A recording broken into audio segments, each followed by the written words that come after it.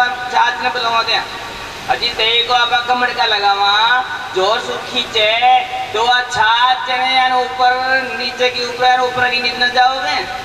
कितनी जोरदार स्पीड है तो उनकी यानी मंदराचल ने बिलोबासों वो जो पानी ने वो यानी ऊपर नीचे जा रही हो खूब भागा थोड़ी माची फिर नीचे दो घंटा की जान जावा रहा है। लक्ष्मी जी सोची यो बड़े साहब है तो जीव पानी की धार में जार खड़ी हूँ बलौने का हूँ रहेगा हूँ फिर हम ऐसी आएगी एक ही ऊपर काम ऊपर आएगी ऊपर आता ही बागर देवता दानव पकड़ लिया और उसका काम हो गया। और लक्ष्मी जी निकले हुए समुद्र मंथन से लक्ष्मी जी कोई शौक तोड़ जा आबा को लेकिन ठाकुर जी आया ना तो मन लागे बोल लक्ष्मी जी को। इसलिए कहते हैं महाराज भगवान श्री हरि ने वो लक्ष्मी जी स्वतः आएगी वहाँ। इसलिए अगर आपके पास पूर्व में धन नहीं है क्यों धन से धन बढ़ जाता है धन से व्यापार करोगे तो लक्ष्मी अपने आप आ जाएगी। लेकिन कहते हैं जिस धन के पास धन आएगा अगर वहाँ भी अगर नारायण रूपी धन नहीं रहेगा तो धीरे धीरे वो धन भी कुधन में बदल जाएगा और उसकी भी दुर्गति हो जाएगी। काय अन्यायेन उपार्जितं वित्तं 10 वर्षाणि तिष्ठति प्राप्ते चैकादशे वर्षे समूलं विनश्यति।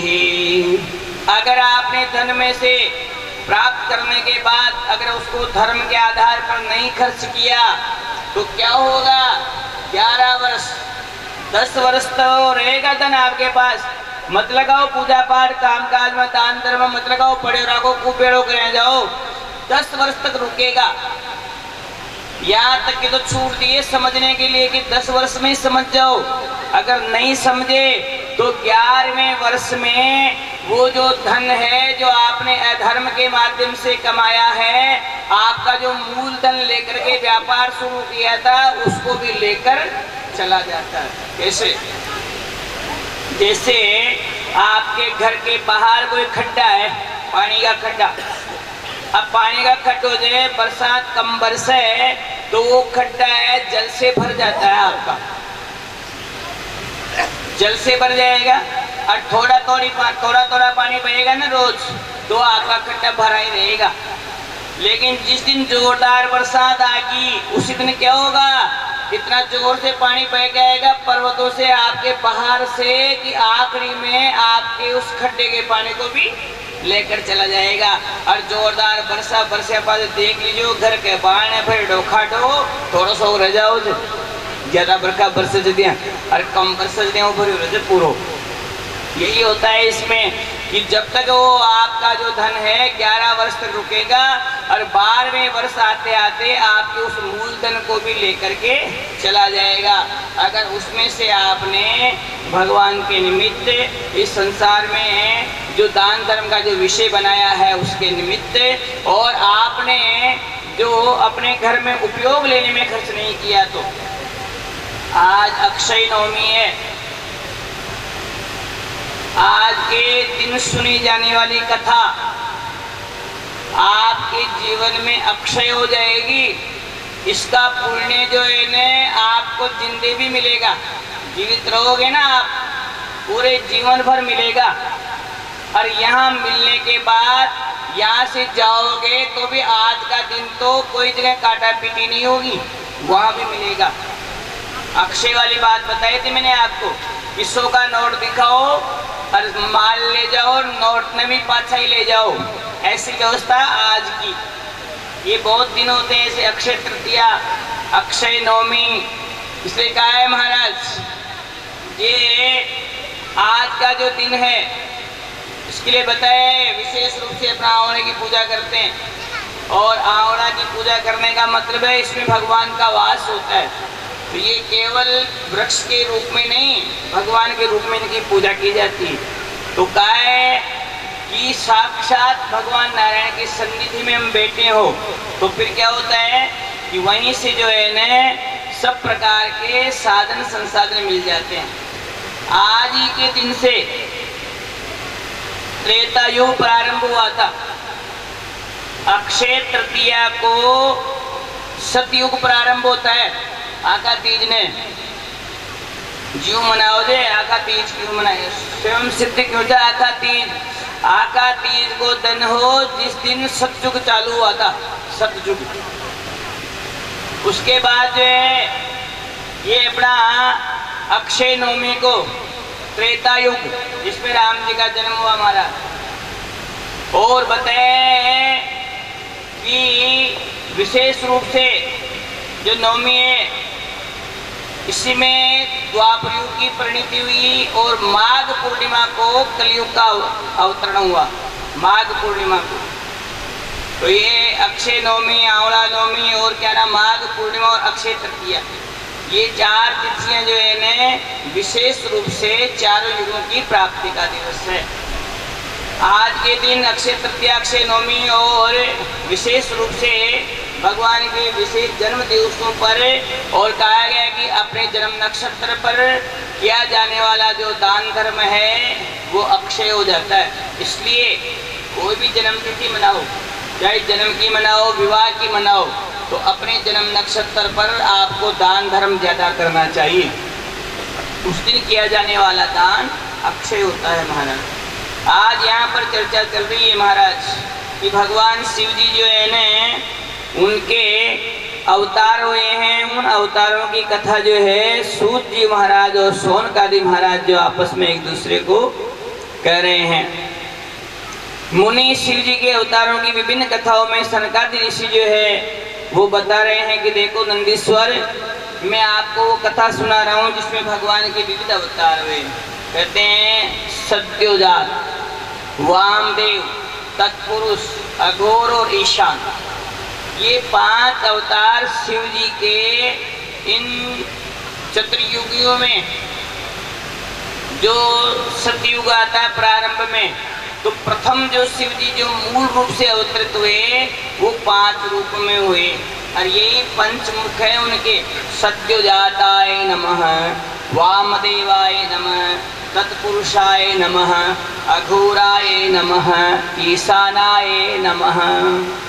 ये भगवान शिव जी के पंचमुख है और ये प्रारंभिक है, इनमें किसी प्रकार की शक्ति का जुड़ावा नहीं है। इसलिए सभी देवताओं की पुष्पांजलि बोलते हैं तो क्या बोलते हैं, रामचंद्राय विद्महे और सीता वल्लभाय धीमहि तन्नः रामः प्रचोदयात्, ऐसा बोलते हैं।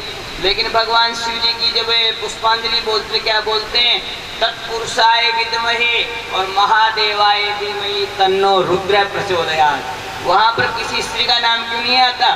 क्यों? ये आदि शिव है। जब शक्ति बाहर ही नहीं निकली थी उन्हीं में समाई थी। ऐसे आदि शिव जो देवों के देव महादेव जिनको सदा शिव कहा गया है, ऐसे जो सदा शिव है न जिनकी यहाँ शक्ति को बाद में प्रकट करी, उनमें से निकालिए बाद में। तो कहते हैं ऐसे आदिदेव महादेव है, उनके लिए कहा गया है तत्पुरुषाय विद्महे महादेवाय धीमहि तन्नो रुद्रः प्रचोदयात्। ऐसे भगवान रुद्र जो हैं उनके प्रथम पंचमुख जो है उसके रूप में प्रकट हुए हैं महाराज। फिर कहा है कि भगवान शिव ने अपने पंचमुखों से सर्व भव रुद्र उग्र तप इत्यादि से 8 अवतारों को ग्रहण किया महाराज। इसी तरह से छोटे छोटे अवतारों के रूप में इन्होंने जो है 28 अवतारों का रूप धारण किया।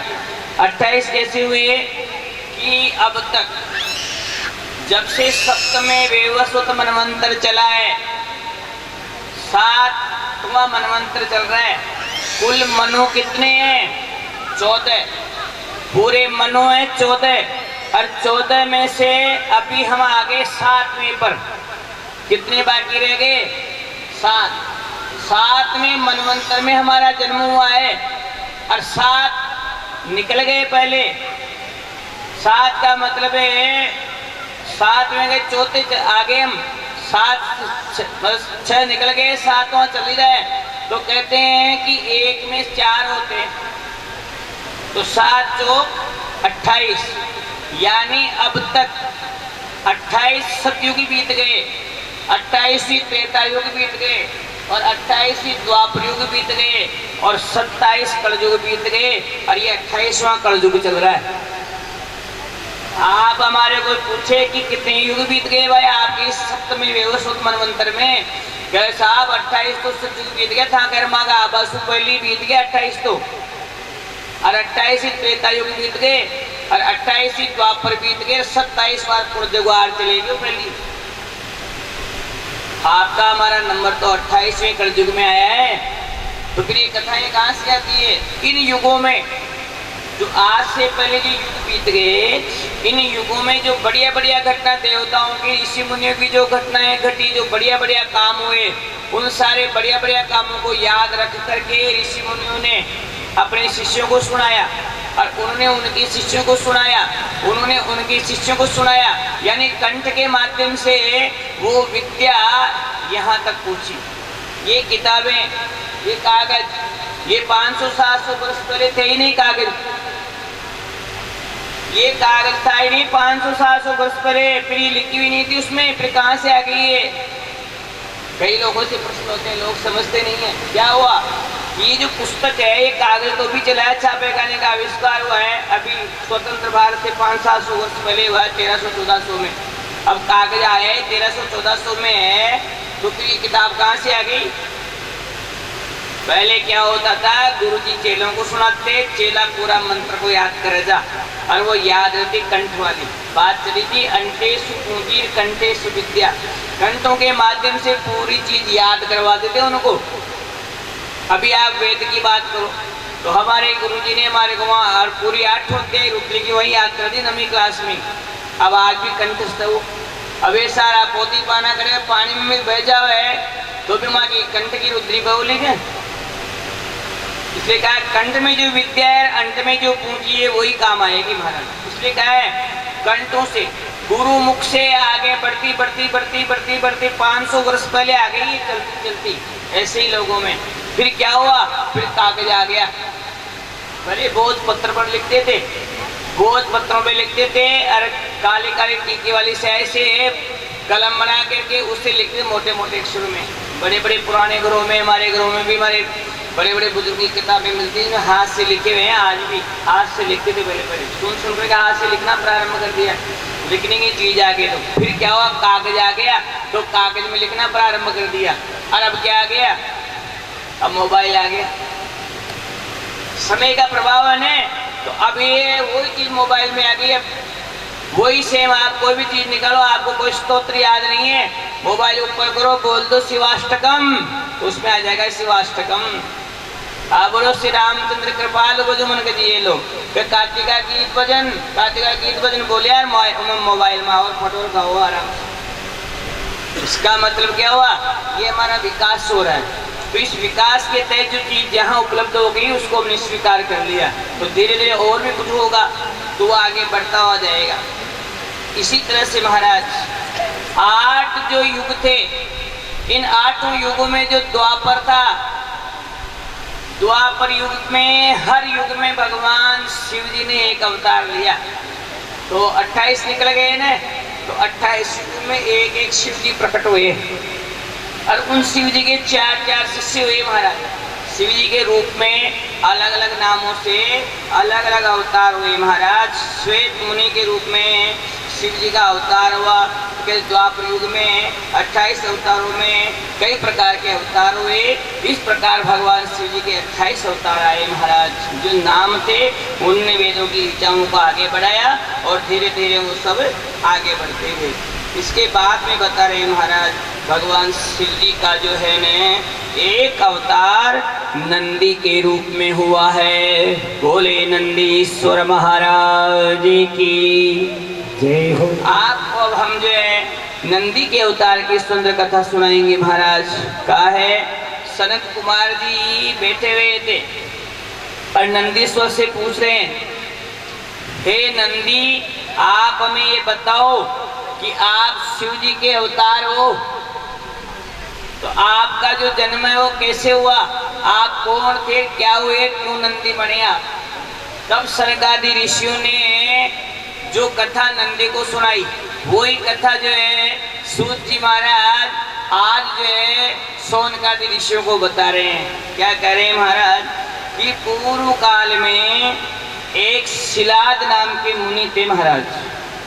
शिलाद नाम के महामुनि थे और वो जो है न बहुत धर्मात्मा थे, सब प्रकार से भगवान के भक्त थे। वो अयोनिज थे, यानी किसी माँ के गर्भ से जन्म नहीं लिया उन्होंने। ऐसे जो सलाद मुनि थे महाराज, सर्वेश्वर शक्ति संपन्न थे, बड़ी तपस्या करी उन्होंने। सलाद मुनि ने नंदीश्वर का जन्म बता रहे हैं आपको, आपकी जानकारी में होना चाहिए नंदी कैसे आए। तो सलाद मुनि जो है महादेव की प्रशंसा करी, उनकी स्तुति करी महाराज। उसी समय शिव जी प्रसन्न हो गए हैं और उनको बोलने लगे हैं कि देखो, पूर्व काल में ब्रह्मा जी ने, बड़े बड़े मुनियों ने जो है मेरी बड़ी तपस्या से आराधना की थी, लेकिन हे शिलाद मुनि, आपने जो यज्ञ किया है, जो तप किया है, आपके इस यज्ञ और तप की प्रशंसा बड़े बड़े ऋषि मुनि भी कर रहे हैं। उनको भी बात है कि कब जाकर के वो अवतार हो। देवताओं ऋषि मुनि ने तो बहुत प्रयास किया, लेकिन उनके करने से मेरा अवतरण नहीं हो सका। लेकिन आज आप जो कर रहे हो, इससे जो है मैं प्रसन्न हो गया हूँ, और मैं उसी समय से देवताओं का, दानवों का संगार, देवताओं का भला करने के लिए मैं स्वयं प्रकट होऊंगा। शिलाद मुनि ने कहा, महाराज मुझे वर दो आप। कि क्या वर दें? कि आपकी जो भी इच्छा हो। उसी समय शिव जी ने कहा खुद कि मैं स्वयं तेरे पुत्र के रूप में आऊंगा। सलाद मुनि को कहा, और कहते हैं सलाद मुनि प्रसन्न हो गए और बड़ी भगवान की प्रशंसा के साथ भगवान की बड़ी भक्ति करी महाराज। शिलाद मुनि प्रसन्न हुए, समय बीता महाराज, और इनकी धर्म पत्नी, जिससे एक समय बीतने पर सांसारिक धर्म की प्रवृत्ति पर एक सुंदर बालक का जन्म हुआ, और उस बालक को लेकर के इन्होंने जात कर्म संस्कार कराया। जात कर्म का मतलब होता है बालक जन्म लेते ही सीधा सीधा ठाकुर जी का रूप होता है। अब उसको आपके कुल के हिसाब से जो ही 27 दिन हो जाते हैं ना, तो अपने कुल का उसे वर्णित कराते हैं। पैदा होते समय वो सबका होता है, अपने कुल के हिसाब से जात कर्म संस्कार होता है, उसका नामकरण होता है, गाय के गौमूत्र दूध इत्यादि से स्नान ध्यान करवाया जाता है, गौरोजन लगाया जाता है, और कहते हैं उसी समय पंडित जी को बुला करके नामकरण करा करके उसके बारे में भविष्यवाणी पूछी जाती है। अब जात कर्म हो गया। जात कर्म होने के बाद जो है न, महर्षि ने, ऋषियों ने बताया कि हे सलाद मुनि, आपका ये जो बेटा है न, ये हो तो गया, लेकिन इसका जीवन बड़ा संघर्षमय रहेगा और ये अल्पायु होगा। चिंता लग गई सलाद मुनि को। वो तो चले गए जात कर्म करने वाले तो, लेकिन कुछ दिनों बाद मित्र और वरुण आए। मित्र और वरुण देवता हैं। वरुण तो आप जानते हो कौन है? वरुण जल के देवता वरुण भगवान। और मित्र का नाम किसका है? मित्र किसका नाम है? नहीं पता? मित्र नाम है सूर्य का। तो मित्राय नमः, सूर्याय नमः। तो मित्र सूर्य को बोलते हैं। जगह जगह वरुण और मित्र की जोड़ी आती है। लोग समझते हैं मित्र कौन सा हो गया? मित्र सूर्य है। तो सूर्य और वरुण आए, दोनों ने आया, वहां पर उनका बढ़िया स्वागत किया सलाद मुनि ने। ऐसे आपको मैं मनोरंजन के लिए आपको बहुत सारी कथाएं सुना सकता हूँ। मेरे को बहुत याद है कि बरस हो गए कथा वास्ते मेरे को, लेकिन मैं चाहता नहीं हूँ। ठहाका लगावो और बढ़िया नचावो और बढ़िया गाना गाएंगे, सब आओ जो मैंने सब। लेकिन शिव पुराण की कथा है, कार्तिक का महीना है, जितना मैं शिव पुराण की शब्दावली बोलूंगा ना, उतना पुण्य मेरे को भी होगा। इस मामले में भी स्वार्थी बैठा हूँ। और फिर क्या है कि यहाँ पर बैठे रहने वाले श्रोता सामान्य श्रोता नहीं है। यहाँ बैठे यहाँ बैठे 20-20 बार पढ़े रहते हैं शिव पुराण में। एक एक अक्षर याद से ना, आगे पाचे थे ना, ऊंचा नीचा जाओ दूंगा नहीं था समझ में। तो इसलिए इसको सुनाने से पहले हर कोई क्यों बोलना, वहाँ बताना क्रम से चल रहा, नहीं आगे हो गया पीछे हो गया। अभी अपने कल पर सुनाई थे, आपको ध्यान है क्या? शिव जी चूड़ी बेचने आए थे क्या? शिव जी चूड़ी बेचने। फिर वो बताया क्यों था। आपने क्या कहा कि गुरुजी भी थोड़ी तैयारी है, जाके बनने में देरी है, अब मेरा तो काम हो गया तुरंत तैयार करने का। अब क्या करें कि देरी है। तो मैं क्या सारी कहूँ मैं कोई भजन सुनाओ भगवान को ऐसा, तो फिर ये श्याम चूड़ी बेचवाए ना शिव जी चूड़ी बेचवाए सुना दिया। लेकिन 90 आदमी तो समझ गए, लेकिन 10 तो पकड़वाना बात ना। 10 बोले गुरु जी कहते हैं शिव जी चूड़ी बेचवा कहते हैं ऐसा, अजी मेरे को तान दे शिव जी चूड़ी बेचवाया करो, बेचवा तो श्याम जी है ऐसा।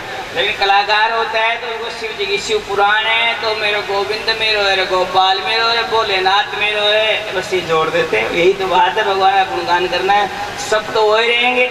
इसलिए कहा है कि यहाँ पर बैठे हुए श्रोता शिव पुराण में 20 बार पढ़े रहते, इसलिए आनंद भी तभी आता है कि सामने उस प्रकार का लेवल हो, तभी इसको बताए। इसलिए मैं आपको इसी पूरी कथा को जो शिव पुराण है क्या इसको बताने की कोशिश कर रहा हूँ पॉइंट टू पॉइंट, इसलिए अपना आगे चल रहे हैं, इसलिए बता रहे हैं आपको। यहाँ पर जो है ना नंदी के पास मित्र और वरुण आए, मित्र और वरुण आए, दोनों ने देखा बार बार नंदी को। अब नंदी की ओर झांकते जाए, बार बार देखे। उधर सलाद मुनि ने पूछा महाराज आप जब से आए हो ना मेरे इस बच्चे को देख रहे हो, क्या कारण है? तब सलाद ऋषि को मित्र वरुण ने कहा कि आपका ये जो बेटा है ना नंदी, ये नंदी आपका बेटा केवल 1 वर्ष का मेहमान है जी, इससे ज्यादा इसकी उम्र नहीं है। अब तो और ज्यादा चिंता बढ़ गई। पहले आए तो ईश्वरों में क्या कहते अल्पायु है, अब जो आया जो क्या कह दिया कि 1 वर्ष जीसी हो नंदी था को केवल भाई भाई बना करके, यानी सारा उल्टा सुल्टा काम आप करते रहो, आपको भाई बना करके आपको लूटते रहो और वो सब काम अपने मजे करते रहे, बस यही भाईपन। ऐसा भाईपन नहीं है। आप कभी भी गैरों के मित्र नहीं हो सकते और आपकी जो अपने हैं ना वो कभी गैर नहीं हो सकते, ये पक्का मान के चलो। आप अपने हमेशा अपने रहेंगे, चाहे आपस में भाई भाई बोलो मत, तो आपत्ति विपत्ति आ जाएगी तो वो वहां से आएगा भाग करके। अपने बहन बेटी रिश्तेदार पड़ोसी अड़ोसी जिनके प्रेम है वही दौड़ करके आएंगे अंत में आपके पास। इसलिए कहा है जो अपने हैं वो कभी गैर नहीं हो सकते और जो गैर हैं वो कभी अपने नहीं हो सकते। इसलिए थोड़ा जीना है, इसके लिए व्यक्ति को प्यार और प्रेम से जीना चाहिए। यहाँ पर नंदी को बड़ा अचरज हुआ कि मैं किसी प्रकार यंत्र मंत्र टोने टोटके नहीं करूँगा तो क्या होगा कि मैं भगवान शिव जी की भक्ति करूँगा। उसी समय जो है अपने पिता को ढाढ़स बंधाते हुए और वो नंदीश्वर जो है वो खुद कह रहे हैं कि मैंने क्यों, नंदीश्वर जी तो कथा सुना रहे हैं, अब खुद की बात आ गई तो यहाँ कह रहे हैं कि मैंने क्या किया, मैंने शिव जी की भक्ति करी। नंदीश्वर जी बोले और मैं शिव जी की भक्ति करने लगा महाराज। उसी समय जो है मैं भगवान की भक्ति कर रहा था और ठाकुर जी शिव जी मुझ पर प्रसन्न हो गए। कहते हैं वृषध्वज कहते हैं बेल पर बैठ करके पार्वती सहित भोलेनाथ प्रकट हो गए हैं। बोले उमा महेश्वर भगवान की जय हो, हरे हरे महादेव। उसी समय नंदी से बोले बेटा वर मांग। हाथ जोड़ करके पार्वती जी के सामने और शिव जी के सामने वो खड़ा हो गया महाराज, मैं आपके चरणों में सदा मेरी भक्ति बनी रहे सदा। नंदी ने क्या कहा कि मैं सदा आपके चरणों से जुड़ा रहूं।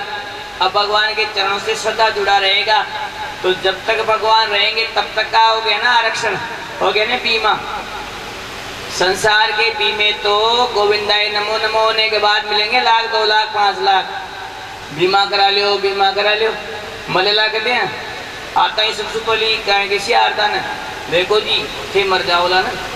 अब तो अडम्मा कैसे खूब बच्चन बोल पाए ऐसे कर मन मार बाग यही काम रखे माँ को और कोई काम है सारे यही काम से फिर मर जाए इसलिए ने कहा एक की जगह 5 लाख मिल सी। आपको मैं निवेदन करूं वो बीमा तो मरने पर मिलेगा, लेकिन सुबह उठ करके ब्रह्म मुहूर्त में आप जो रोज भगवान का नाम स्मरण करते हो, जो भगवान का विभिन्न प्रकार से दीप दान यज्ञ व्रत अनुष्ठान दान धर्म करते हो, ये नित्य का बीमा है जो आपको दिन भर आपकी रक्षा करेगा जी। इसीलिए कहा है महाराज कि नंदीश्वर जी ने बड़ी प्रसन्नता के साथ उनके चरणों की भक्ति मांगी। उन्होंने आशीर्वाद दे दिया कि ऐसा ही होगा। और ऐसा सुन करके नंदी जो है न भगवान से वर प्राप्ति करके हमेशा हमेशा के लिए भगवान की चरणों का सेवक हो गया। और कहते हैं परम गति और परम स्थान की प्राप्ति हो गई। बोले नंदीश्वर भगवान की जय हो। अब ये नया नंदी आ गया जो शिव जी ने प्रकट किया, इसलिए नंदीश्वर हो गया, नंदी से नंदीश्वर हो गया।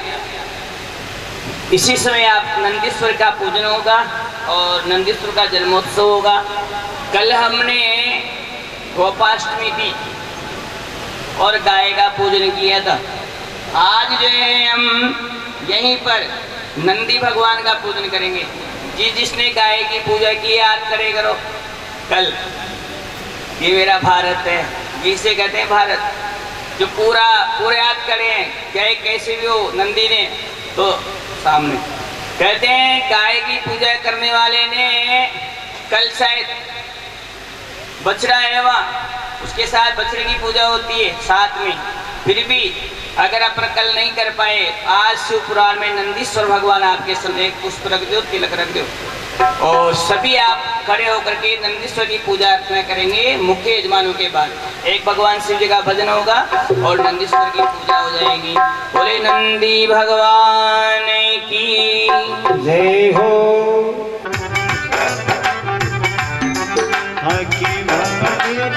सभी तो प्यारे लागे भोला शंकर जी, लागे भोला शिव जी, संकट शोक निवारो जी।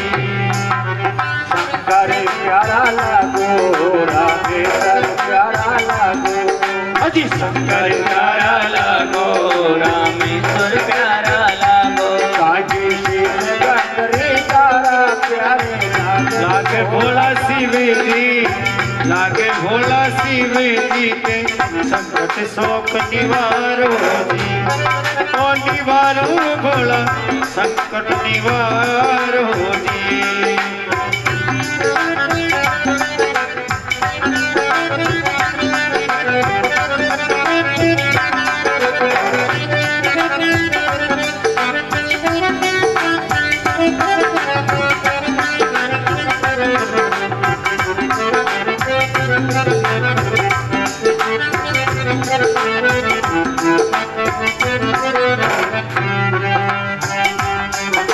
रामेश्वर से चला तका पहुँचा जी हमारा।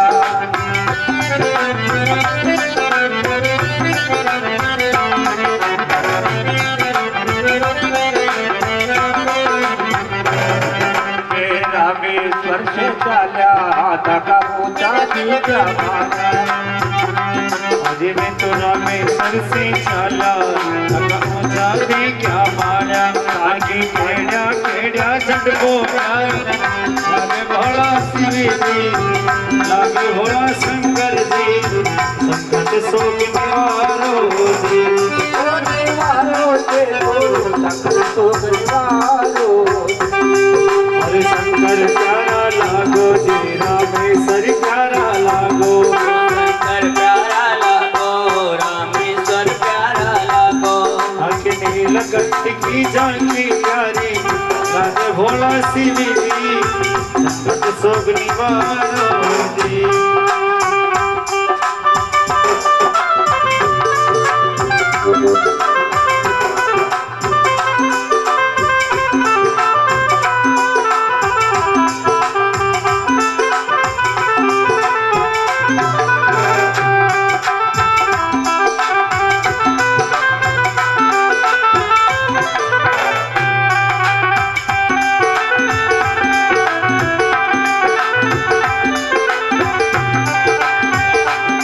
तक गल मुंडल की माला, तक जटा में बहती धारा। गल मुंडन की माला, तक जटा में बहती धारा। तक गल मुंडल की माला, तक जटा में बहती धारा। तक गल मुंडन की माला, तक जटा में बहती धारा। आगे बाल चंद्रमाती को प्यारो लागे भोला शिव जी, लागे भोला शिव जी, संकट ते निवारो जी। निवारो संकट सो निवारो जी। हरे शंकर प्यारा लागो, रामेश्वर प्यारा लागो, शंकर प्यारा लागो, रामेश्वर प्यारा लागो। आके शीश गंग की धारा प्यारी लागे भोला शिव जी, लागे भोला शिव जी ते संकट शोक निवारो जी।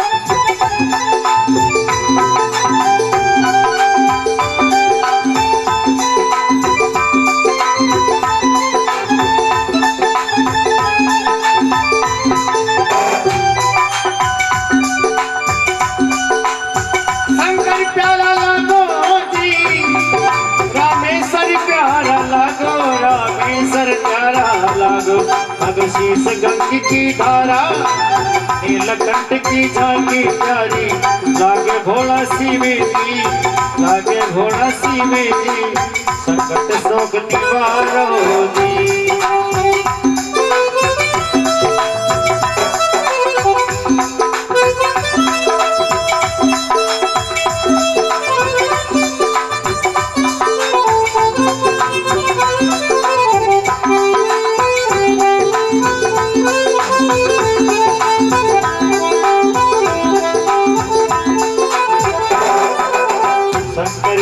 लागो रामेश्वर प्यारा लागो, शंकर प्यारा लागो, रामेश्वर प्यारा लागो। कांटी तीन कंठ की झांकी प्यारी लागे मारा शिव जी, लागे मारा शिव जी।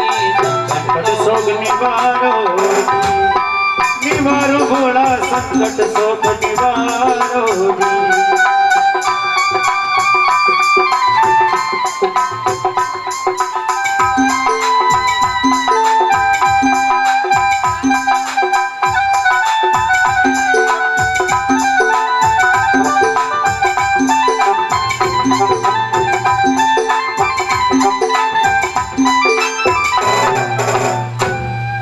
भोले शंकर भगवान की जय, नंदीश्वर महाराज की जय। शिव जी के परम भक्त नंदी जी ने जो भगवान शिव जी के अवतार हैं, आज उनकी ऐसी सुंदर स्वरूप जो प्रदान किया तो ऐसे लगने लगे जैसे कोई भगवान शिव ही है महाराज।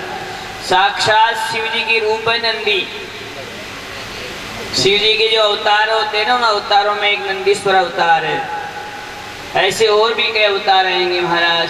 कहते हैं काशीपुरी में भगवान विश्वनाथ विराजते हैं और विश्वनाथ जी की वहीं पर काल भैरव है महाराज। और जो भैरव भगवान है उनकी पूजा करने के बाद ही शिव जी की पूजा का पुण्य फल प्राप्त होता है। काल भैरव जो है उनका जन्म मंगसर की कृष्ण पक्ष की अष्टमी तिथि को हुआ था महाराज। कहा है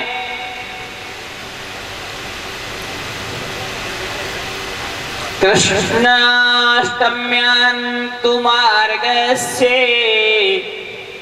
मासस्य परमेश्वर है आविर्बभूव सल्लीलो भैरवात्मा सतां प्रिय है। मार्गशीर्ष सिताष्टम्यां काल भैरव सन्निधो उपोषे जागरं कुर्वन् महापापै प्रमुच्यते। जो पुरुष काल भैरव की जो भक्ति करते हैं महाराज और काशी में जाकर उनकी पूजन करते हैं, ध्यान करते हैं, तो उनको कभी भी दुखों की प्राप्ति नहीं होती। और जो काल भैरव के दर्शन करता है तो उसके जो पाप खंड कर्म है वो शुक्ल पक्ष के चंद्रमा की तरह सुख तो बढ़ते हैं और अमावस्या की उगने वाले चंद्रमा देते हैं उसके दुख घटते जाते हैं। इसलिए कहते हैं काल भैरव के पूजन से कहते हैं अकाल मृत्यु नहीं होती और ब्रह्म हत्या तक का पाप भी जो है शांत हो जाता है महाराज। इसलिए कहा है कि हजारों वर्ष तपस्या करने वाले विश्वानर जी जो है न बड़े प्रसन्नता के साथ वहां विराजे और शिव जी को प्रसन्न करने के लिए भक्ति करी महाराज। नंदीश्वर और वीरभद्र जो हैं वो दोनों नर्मदा नदी के किनारे पर नरमपुर नाम के इस नगर में रहते महाराज। वहां पर जो है न एक मुनि थे जिनका नाम था विश्वानर। और ये जो मुनि है न ये भगवान शिव जी की भक्ति करी महाराज। यहाँ पर चर्चा चली कि भगवान की भक्ति करी इनकी धर्म पत्नी महाराज वो भी विश्वामित्र उनके साथ रहती और भगवान शिव जी की पूर्ण भक्ति करी। विश्वानर जी भी जो है न पूर्ण रूप से एक पत्नी व्रत रहे। कभी भी जीवन में किसी पराई स्त्री के प्रति इनके मन में कोई भी भाव नहीं आया महाराज। और इन्होंने जो है एक पार्थिव शिवलिंग की स्थापना करी महाराज। कलयुग में सबसे ज्यादा पुण्य है शिव पूजन का तो मिट्टी के बने हुए शिव जी का है। आप हम जो मंदिरों में सब जगह जो पत्थर के दांतों की मूर्ति की पूजन करते हैं ना ये अन्य युगों में महत्व था ज्यादा, लेकिन अगर कलयुग में पूजा करना हो तो पार्थिव जो शिव है उसकी आप मूर्तियां बनाओ और फिर उसका पूजन करो, प्राण प्रतिष्ठा करा करके शाम को विसर्जन करो। ये है। और पार्थिव की जो पूजा की जाती है तो जो भी मनचाही जो आपकी स्थिति है वो पार्थिव शिव के पूजन से हो जाती है। जितने भी भगवान के अवतार हुए हैं और जिन्होंने भी भगवान शिव जी से वरदान मांगे उन सब ने पार्थिव शिव ही बनाया है और पार्थिव शिव के द्वारा ही उनकी पूजा अर्चना करी है। इसलिए कहा है महाराज कि विश्वानर जी हैं बड़ी प्रसन्नता के साथ भगवान शिव जी की तपस्या करने लगे महाराज। कहा है वर्णानाम संघानाम रसानाम छंदसामपि मंगलानाम च कर्तारो वंदे वाणी विनायको। वाणी कहते हैं सरस्वती को और विनायक कहते हैं गणपति को।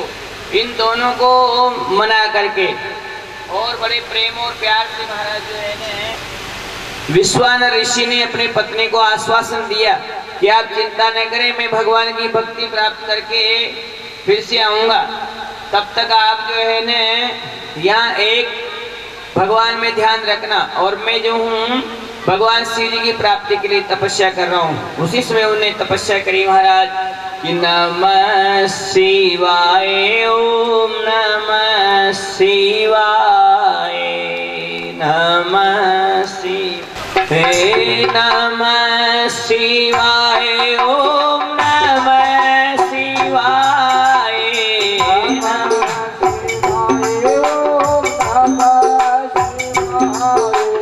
हरे हरे बोले नमः शिवाय हरे हरे बोले नमः शिवाय हरे हरे बोले नमः शिवाय हरे हरे बोले नमः शिवाय नमः शिवाय ओम नमः शिवाय नमः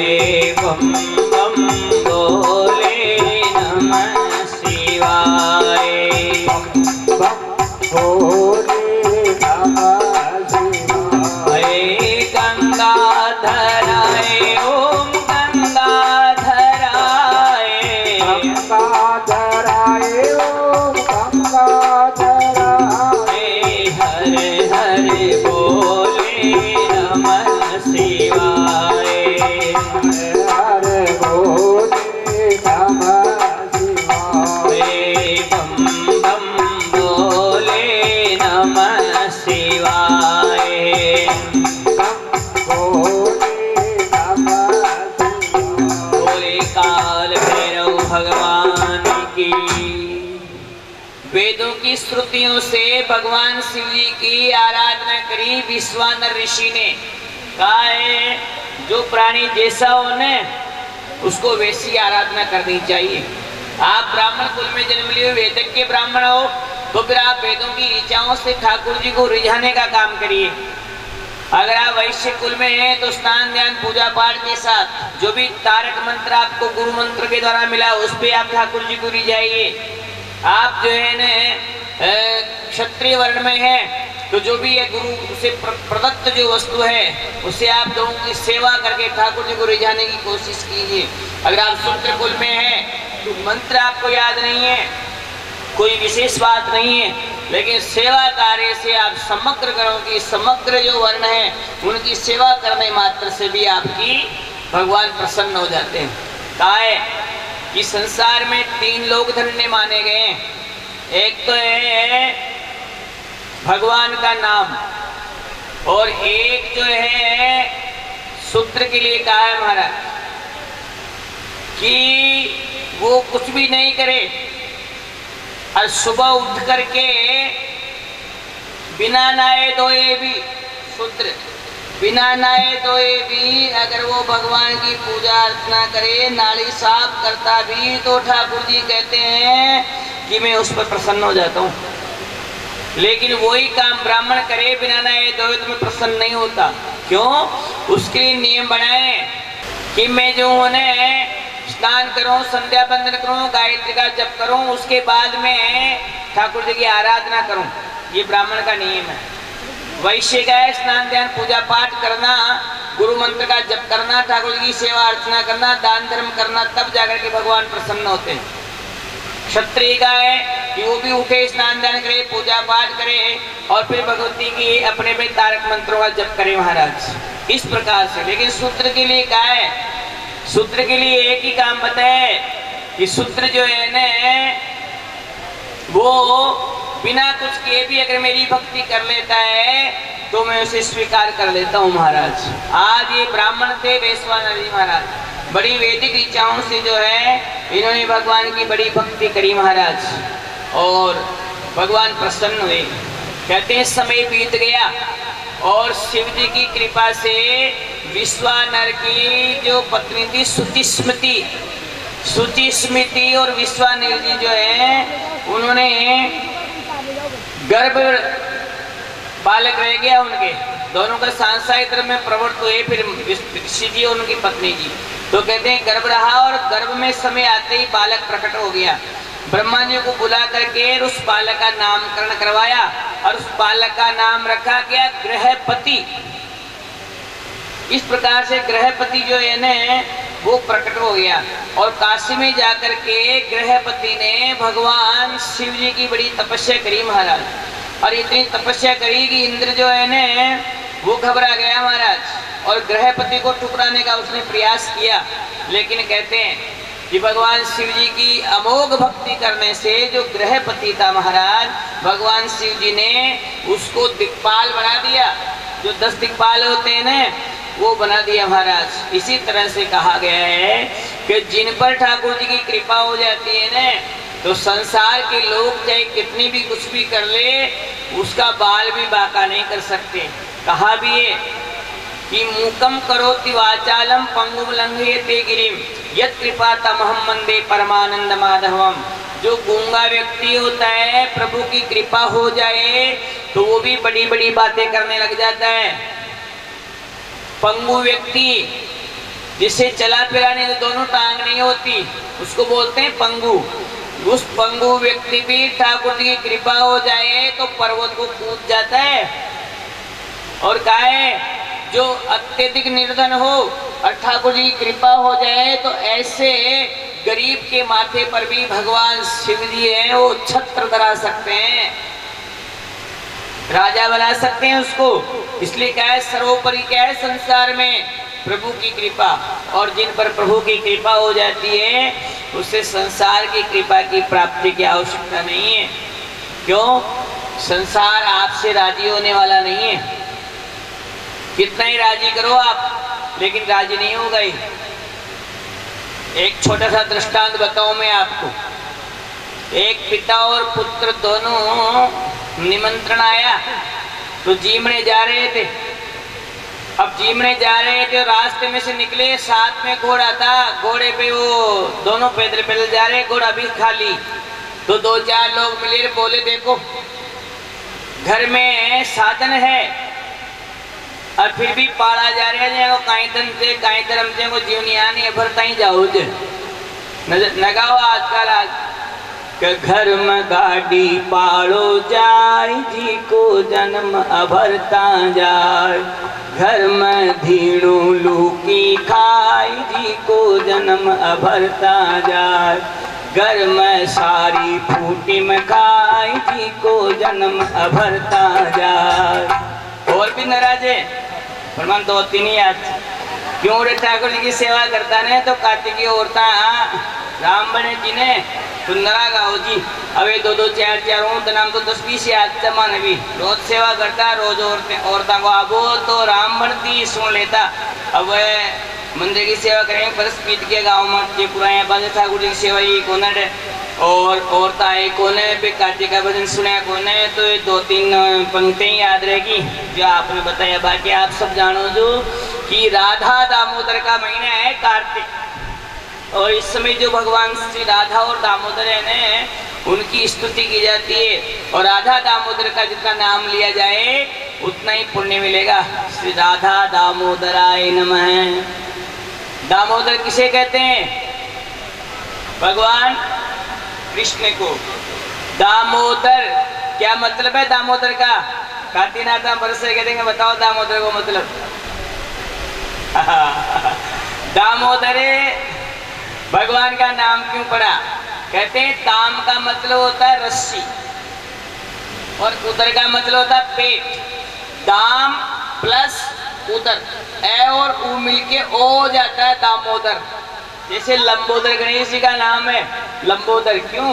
लंब प्लस उदर, लंबा है उदर यानी पेट जिनका वो हो गया लंबोदर, इसलिए लंबोदर बोलते हैं गणेश जी को। लंबा पेट का गणेश जी से लटके लंबोदर पेट ज्यादा खाओ जाओ पेट लटके जे जितना भी लटकेड़ा पेट थी ज्यादा खावा का परिणाम से, काम न करवा का परिणाम से। अगर काम न करो, काम कम हो गया ने तो पक्का मानो भोजन थोड़ा कम करो। आप काम करते हो और भोजन करते हो ज्यादा तो कोई दिक्कत नहीं है। अब तो पुराने जमाने के जन 4-4 चाहे 5-5 रोटियां पा वो तो बढ़िया की स्टाइल छोटी चाल गई, आजकल पतली चाल गई। नहीं तो पुरानी गिरती याद रखते तो खाना कहीं बीतती आप नहीं बीतने जो बिल्कुल छोटी छोटी, इतनी छोटी भी नहीं होनी चाहिए रोटी, पतली हो लेकिन ज्यादा छोटी रोटी बढ़िया नहीं होती है। ज्यादा छोटी रोटी है ना गोड़ाई में उसको चांदिया बोलते हैं, चांदिया जाना ना।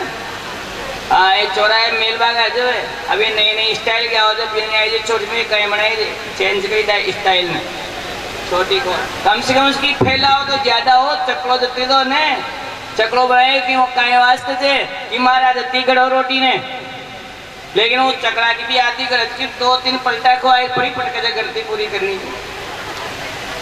ये चांदिया है, चांदिया बेरोजी के चढ़ चौराहे बाजार घर घर में चांदिया बेल वाला है क्या?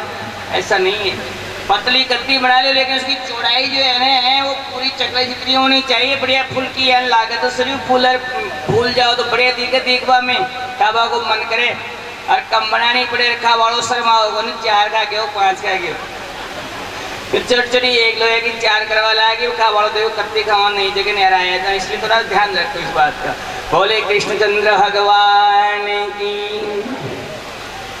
क्या 3 पैदल जा रहे घोड़ा ने पैदल ले जाओ, बाप बेटा पैदल जाओ। गांव में से लोग देखकर बोले रे देखो देखो घर में साधन है और फिर भी पैदल जा रहे हैं। पिता बोले रे दुनिया राजी को न बेटा, तू घोड़ा पे बैठ। घोड़े पे बेटे को बिठा दिया, थोड़ी दूर गए 2-4 पटेल बैठे। ओहो देखो जमानो, बूढ़ो बाप तो पैदल जा रहा है, ये जवान बेटा घोड़े पे बैठा है जी। जमानो कहीं आयो है को पतो को न जी, आगे जा रहा कहीं ऐसी। बाप बोले बेटा नीचे उतर। क्यों बाबू जी? कि दुनिया राजी को न। कारण है कि खाली चलाया तो राजी कौन है और तन बैठा है तो भी राजी कौन है। अब मैं बैठ जाऊं कि ठीक है बाबू जिथे बैठ जाओ। पिताजी बैठे थोड़ी दूर आगे गया, फिर 2-4 औरतें बैठी पटलने। अब पटलने काम तो कहीं से चूतरा बैठ दुनिया की बातें करती थी। आराम से बेटी बेटी की कुण आवली कुण पगा लागी कि न लागी बस यही ध्यान रखे जे बदन का आवली तो बदन में चेतो को ना ओड़ा ना भूल जाओ तो नकल की जो पगा न लाग रही मार यो क्लेश जाता है। इसलिए कहा है कि वह उस समय के महीने औरतें बोली देखो आप कि कहीं हो, अरे देखो देखो जमानो देखो ये जो है ने बूढ़ो बाप जो है ने जो तो गोड़ा बैठो थे અહીં નયા છોરાના બાળકને પેદલ ચલાવી મેલે देखो कहीं जमानो आए जे बूढ़ा सारा ने सब तो नहीं कोने बिल्कुल नहीं। इतने में तो महाराज के बेटा तो मैं भी उतरूंगा। उतारो बाबूजी उतर गया, पिता बेटा उतर गया, घोड़ा खाली रख लिया कि अब कहीं करा दुनिया राजी को ने कि एक काम करो बाबूजी दुनिया राजी करनी जा पाने कहीं कि दोनों बैठ जाओ ये राजी जाओ तो देखा तो दोनों पिता पुत्र दोनों बैठ गए महाराज, दोनों बैठ के जाने लगे। फिर लोग बोले देखो देखो जमाना, अरे कानाई जीवन मारे लगाएंगे बेचारा नया घोड़ा है। अब देखो दोनों बैठ गया, अजय वो लाडा का आगे छोटो बंदा है कि बैठ जाओ तो बात से बराबर का दोनों बैठे। देखो छोटी बात है घोड़ा न मारा लगाएंगे। दोनों बोले दुनिया राजी कौन है बाबूजी, राजी कौन है? फिर कहीं करा खाली रख लिया, बेटे को बिठा दिया, पिताजी को बिठा दिया, दोनों बैठ गए फिर भी राजी को ने तो कहीं उपाय करा। बेटो बोले बालक ही तो हो कहीं एक उपाय और बच गयो कहीं के दोनों बाप बेटा मल्लरी कोड़ा न उठा ले। अब तो भाई और कहीं करा तो एक ही उपाय बच्चे जो बेटो फासला पकाना बाप आगला पकाना पकड़ा। अब घोड़ो महाराज घनी कोशिश करी, सुबह का चल रहा दोपहर शाम आएगी जिम्बा की टेम आएगी, लेकिन दोनों पिता पुत्र घोड़ा का पकाना पकड़वा में लग गया। यार घोड़ो पित क्यों महाराज हो तो भाग छूटो जी, जातो जातो लाद उछाली ने तो दोनों का कर्म फूट गया महाराज। फिर अब वो घोड़ो भाग्या पदन वो सहो तो दुनिया कहीं की अरे देखो देखो इन्हें देखो संसार गए लोग देखो रे घोड़ो भी यहाँ का उठ सी गए, लेकिन मूर्खा ने कौन समझावे ये जानवर के पास पड़े नहीं को यहाँ से उठपा में हंसी गई कोई घोड़ो ऐसे कहते दुनिया। फिर नाराज बेटे को कहा बाप ने कि बेटा चाहे कुछ भी करो आप ये दुनिया राजी होने वाली नहीं है जी। रात का 10 बज गया महाराज और कहते हैं जिम्बा को टाइम निकल गयो। जिम्बो टाइम शू चले देते वो लेट जाओला फिर जीवन मिले न मिले कब कहीं करा कि जीवन तो मिले कौन है। घोड़ा अलग चला गया, वापस आए घर। अब घर आया ने तो पोल में सो गए दोनों। नहीं तो पीने ने कहबा की हिम्मत ने माई ने कहबा की हिम्मत क्यों 10 बजे यार कोई जगह हुआ रोटी में तो फिर रोटी बना ली कि सोई नहीं उठ। और ऐसे तो कोई बात नहीं गांव गया यार आ जाए तो बना देती बेचारी कोई बात नहीं, लेकिन जिम्बा में खैर जावे फिर जिम्मे कौन है बाजार करे खावे तो फिर तो 100 कड़ाई पानी का डुल जाओ जो मैं फिर जिम्बा ही मत जाओ तो फिर इतनी बात तो पहले मैंने बताया जाता जिम्बा भी चले गए और जिम्बर भी ना आया फिर रोटियां न पड़ा महाराज। तो देख रहे बार मायने भली कर्म दूसरे जा अपना घोड़ा की वजह से मायने जाता है कहीं तो कहीं तक वाले दोनों को कहीं सो गया महाराज। अब फिर भी दुनिया राजी नहीं, इसलिए कहते हैं दुनिया को राजी करने के बजाय आप संसार को राजी मत करो, मेरे ठाकुर जी को राजी करो जी कि जीने पर कृपा आपकी होई उन पर कृपा करे सब कोई। इसलिए कहा है कोई आपका बाल भी बांका नहीं कर सकेगा अगर ठाकुर जी की कृपा हो जाएगी तो।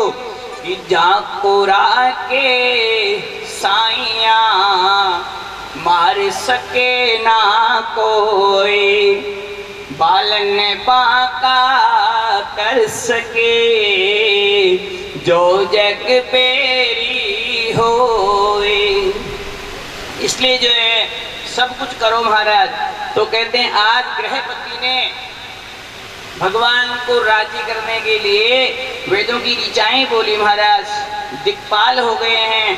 फिर आगे बढ़े महाराज तो कहते हैं भगवान शिव जी है ने उनके काशी में इन्होंने कहते हैं भैरव जो है उसको ब्रह्मत्या लगी महाराज, और उस ब्रह्मत्या के उस कपाल को जाकर काशी में उसका उद्धार किया। आज भी कहते हैं वहाँ पर एक कपाल मोचन स्थान है, तीर्थ, जिसमें कोई भी जाकर के अपने बड़े बुजुर्गों की क्रिया करता है तो उनको मुक्ति मिल जाती है। आपको बताऊं, बड़े बड़े जो धाम है, तीर्थ हैं, वहाँ पर जाकर के अपने पितरों के तर्पण करना से उनकी मुक्ति मिल जाती है। गया जी तो है ही, उधर क्या नाम द्वारकापुरी में भी होता है, जगन्नाथपुरी में होता है, बद्रीनाथ भी होता है। अगर गया जी में भी आपके पितर अगर किसी प्रकार से मुक्त नहीं हो पाए तो काशी जी में जाना चाहिए। काशी जी में जो कपाल मोचन जो तीर्थ है, यहाँ पर जाकर के अपने जो भूत प्रेत पिशाच ब्रह्म राक्षस बन गए हैं ना करके वे लोग, उनका वहाँ मुक्ति हो जाती है। अगर वहाँ भी नहीं हो जाए तो फिर क्या है, जहाँ पर पार्वती का मुंड, कहाँ बद्रीनाथ के यहाँ ब्रह्म कपाली स्थान है, वहाँ जाकर के अगर आप पितरों का तर्पण हो और वहाँ श्राद्ध कराओगे तो कितना भी भयंकर प्रेत हो, ब्रह्म राक्षस हो, वो वहाँ जाने पर मुक्त हो जाता है जी। इस तरह से महाराज काशी जो है मुक्ति की नगरी है। काशी में जो चला गया, अरे वहाँ गोविंदाई नमो नमो हो गया तो सीधा मुक्त हो जाता है। क्योंकि यहाँ पर एक मणिगिरी थी भगवान की, तो उसको मणिकर्णिका घाट बोलते हैं। और वो जो मणिकर्णिका घाट है, वहाँ पर दिन रात मुर्दे जलते रहते हैं। क्यों आते ही इतने हैं कि आसपास के सभी लोग जो है उस मणिकर्णिका घाट पर आते हैं। आप भी कभी काशी जी में गंगा में स्नान करने जाओ तो वहाँ देखोगे तो एक एक नहीं, दो दो, पाँच पाँच, 20-20 लोग रोजाना वहाँ जलाए जाते हैं। कारण है उसका कि काशी जो है वो मुक्ति की देने वाली है। इसलिए कि आप जीवन भर कहीं रहो, जीवन भर कहीं रहो आप, लेकिन अंत में अगर आप जो है काशी में जाकर बस जाओगे और वहीं जाने से आपको मुक्ति मिल जाएगी, अगर वहाँ आपकी मृत्यु हो गई। इसलिए कहते हैं भगवान शिव जी है वो काशी विश्वनाथ के मालिक हैं, धरोहर है वहाँ की। और अभी तो काशी नगरी को जो है बहुत सुंदर बना दिया गया है महाराज। इसलिए कहा है काशी विश्वनाथ जो है हमारे 24 इनमें 12 ज्योतिर्लिंगों में आते हैं। उनकी जो अद्भुत कथा है वो भी आपको भी थोड़ी देर में फिर बताई जाएगी। कहा है महाराज भगवान श्री शिव जी के इन सब अवतारों के बाद जो है यहाँ पर चर्चा चल रही थी महाराज कि महादेव की आज्ञा से वीरभद्र और इन्होंने भगवान शिव जी के सर्वावतार और कहते हैं नरसिंह जी का गर्व खल करना और कपिवासी नाम से उनकी जो स्थिति है उसको बताना। यहाँ पर अकाल मृत्यु का भी निवारण होता है काशीपुरी में। और फिर बताया कि भगवान शिव जी का एक अवतार हुआ था महाराज, यज्ञेश्वर अवतार। उस यज्ञेश्वर अवतार के बारे में आपको बता रहे हैं। उससे पूर्व महाराज भगवान शिव जी के 11 अवतार हुए हैं, जिनको 11 रुद्र बोलते हैं, रुद्रावतार जिसे कहते हैं। तो शिव जी ने महाकाल आदि 10 अवतारों का वर्णन कर रहे हैं और 11वां रुद्र हुआ महाराज। तो आपको बता रहे हैं इन 11 रुद्रों की उत्पत्ति का। पूर्व समय की बात है महाराज कि सत्पुरुषों को भोग और मोक्ष देने वाला एक नगर था महाराज, जिसे अवंतिका कहते हैं। और वो वहाँ पर जो है इन्हें तार नाम का और भुवनेश नाम का और भुवनेश के अलावा श्री विद्वेश नाम का, भैरव नाम का, छिन्न मस्तक नाम का और का है महाराज धूम्रवान और शिव जी का बगला मुख, मातंग, कमल और स्वयं रुद्र। इस प्रकार के नाम वाले जो 11 रुद्र हैं न, उनका वहाँ प्रकटीकरण हुआ। ये सब कैसे हुआ महाराज, इस आख्यान को आपको बता रहे हैं कि जो 11 रुद्र हैं, इनकी जो कथा श्रवण करता है महाराज, उनके जीवन में कभी किसी प्रकार की कोई बाधा उपस्थित नहीं होती। एक बार क्या हुआ, पूर्व काल में इंद्र आदि जो देवता हैं वो बड़े भयभीत हो गए महाराज। और अमरावती में रहते थे देवता, लेकिन बड़े बड़े दैत्य दानों से डर करके सारे के सारे वहाँ से भाग छूटे और भाग करके कश्यप जी के पास आ गए, पिताजी के पास। आपको पता है सबको कि कश्यप जी की कई स्त्रियों में से 2 स्त्रियां, एक दिति और एक अदिति। दिति के दैत्य हुए, जय विजय वाला प्रसंग है, और अदिति के आदित्य हुए। आदित्य का मतलब सूर्य है, तो आदित्य मतलब सूर्य आदि, आदित्यादि देवता। एक का नाम ले दिया सूर्य का, आदित्य का। अदित्य है अपत्यम आदित्यम, जो अदिति से उत्पन्न हुए वो आदित्य कहलाए। दितेर अपत्यम दैत्यम, जो दिति से पैदा हुए वो दैत्य कहलाए साहब। इस प्रकार से दिति और अदिति से दोनों भाई पैदा हुए। माताएं दोनों की अलग अलग है, राक्षसों की और देवताओं की, लेकिन पिता दोनों का एक ही है। वो थे भगवान कश्यप जी। कश्यप जी महाराज ने कहा कि देखो देवताओं, अभी तुम एक काम करो कि तुम यहाँ से निकल करके और अभी जाओ और भगवान शिव जी की आराधना करो। भगवान शिव जी जो है ना वो तुम्हारा इस प्रकार से भला करेंगे, उद्धार करेंगे और तुम्हारी नैया पार करेंगे। सारे के सारे देवगण जो है न उन राक्षसों के भय से बचने के लिए भगवान शिव जी की स्तुति करने लगे महाराज।